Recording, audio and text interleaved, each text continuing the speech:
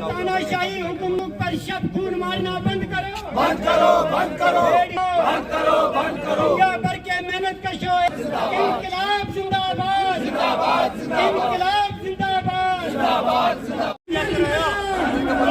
तानाशाही हुकूमनामा वापस लो, वापस लो, शाही हुकूमनामा वापस लो, वापस लो, वापस लो। प्राइवेटाइजेशन बंद करो, बंद करो, बंद करो, प्राइवेटाइजेशन बंद करो, बंद करो, बंद करो, बंद करो। मैं शुरू कर लूं? जहाँ तक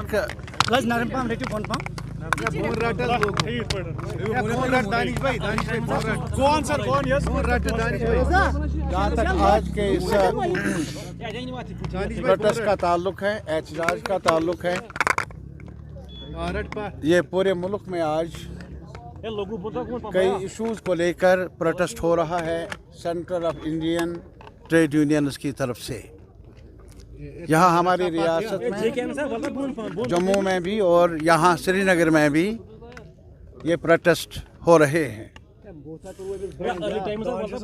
और मुद्दा ये है कि गवर्नमेंट ऑफ इंडिया ने बिजली को प्राइवेटाइज करने का बिल लाया है पार्लियामेंट में और जिसका नतीजा यही होगा कि बिजली को मुनाफेखोरों के हाथों में बेच डाला जाएगा और इस वजह से लाजिमी तौर पर जो बोझ है, पहले ही हमारे मुल्क के अंदर बिजली की कमी है, लेकिन उस कमी को दूर करने की बात तो दूर रही, बोझ बढ़ेगा, फीस में इजाफा होगा और आम लोगों के लिए जो आम शहरी हैं हमारे मुल्क के, उनके लिए नामुमकिन बन जाएगा अगर इस बिल को पास किया गया।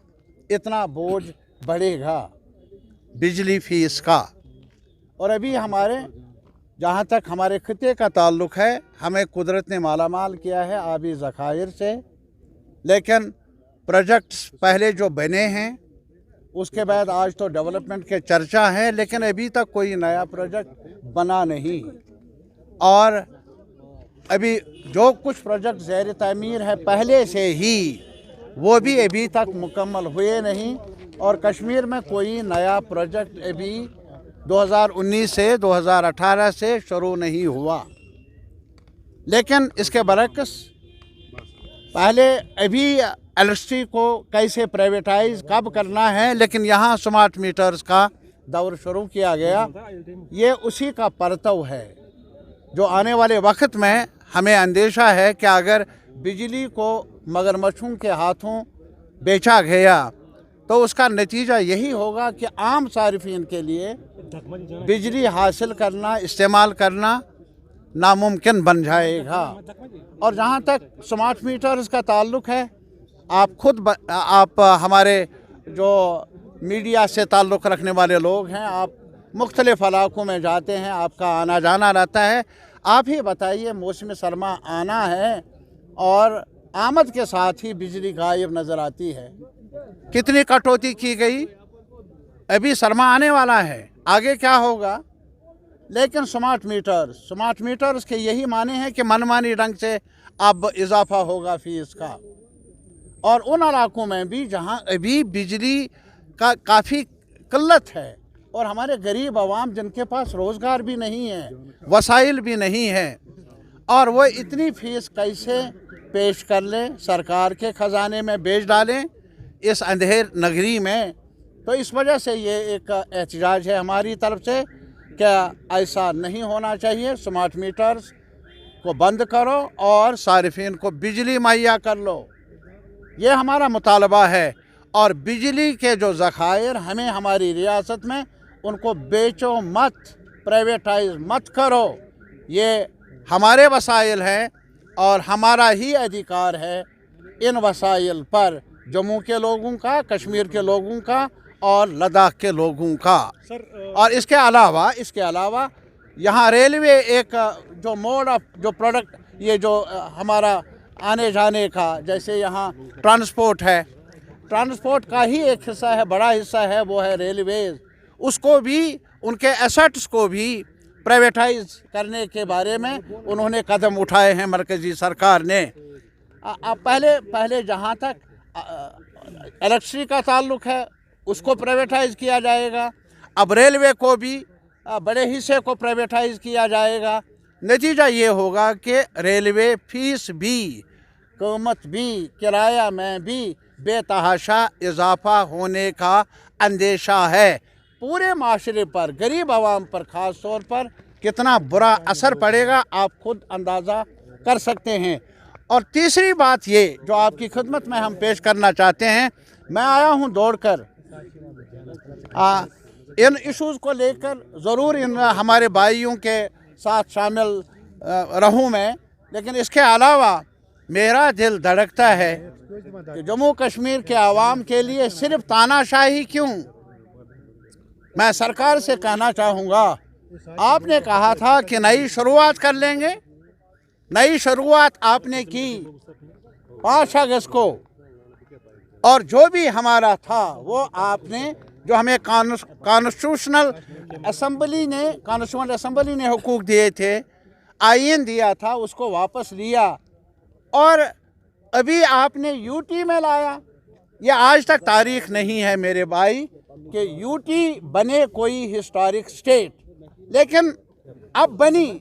वादा किया है पार्लियामेंट के अंदर यूटी को बदल दिया जाएगा, स्टेट को बहाल किया जाएगा, लेकिन क्या कहेंगे, हमारे इस शहर में धूमधाम से यूटी का दर्जा, यानी हमारी बेइज्जती को भी पर भी तालियां बजाई गई हुक्मरानों की तरफ से।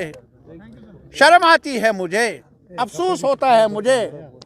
जम्मू कश्मीर के आवाम के लिए यही है कि हमारी रुसवाई हो, हमारा ताज उछाला जाए, हमें बेइज्जत किया जाए और हम तालियां बजाएं, हम डांस कर लें। शर्म आनी चाहिए अहले इक़्तिदार को। और तीसरी बात, अरे साहब, बरतानिया के राज में भी मुलाजिमों को ये हक था, अधिकार था एसोसिएशन बनाने का, वो तो गुलामी का दौर था। और उसके बाद जब हमारा मुल्क आज़ाद हुआ, कितने ट्रेड यूनियन संगठन है जिसमें CITU शामिल है और जिसमें बीजेपी का BMS भी शामिल है और भी कांग्रेस का संगठन भी है। बड़े बड़े संगठन है ट्रेड यूनियंस के, वो मुसलसल लगातार ये जद्दोजहद कर रहे हैं। हमें प्रोटेस्ट का इख्तियार ज़्यादा मिलना चाहिए, हमें एहतजाज करने का अधिकार, और हमें ट्राइपार्टाइट नेगोशिएशंस का अधिकार जो पहले से ही मौजूद है वो छीना ना जाए।